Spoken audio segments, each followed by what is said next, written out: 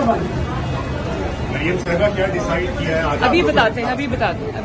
ये जो deputy speaker ने इजलास बुलाया तो मरियम साहबा इसको कैंसिल किया गया और उसके बाद अब आप लोगों को क्या लाया? जितने इजलास चाहें कैंसिल करें। आपकी इमरान खान की और उसकी जाली हुकूमत की, पंजाब हुकूमत की कहानी खत्म इंशाल्लाह। लेकिन आज भी अगर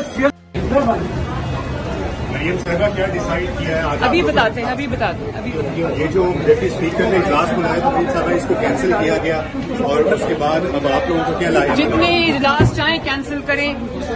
आपकी इमरान खान की और उसकी जाली हुकूमत की, पंजाब हुकूमत की कहानी खत्म इंशाल्लाह। लेकिन आज भी अगर मरियम साहबा क्या डिसाइड किया है? अभी बताते हैं, अभी बताते हैं। ये जो डिप्टी स्पीकर ने इजलास बुलाया तो मरियम साहबा इसको कैंसिल किया गया और उसके बाद अब आप लोगों को क्या लाया? जितने इजलास चाहें कैंसिल करें।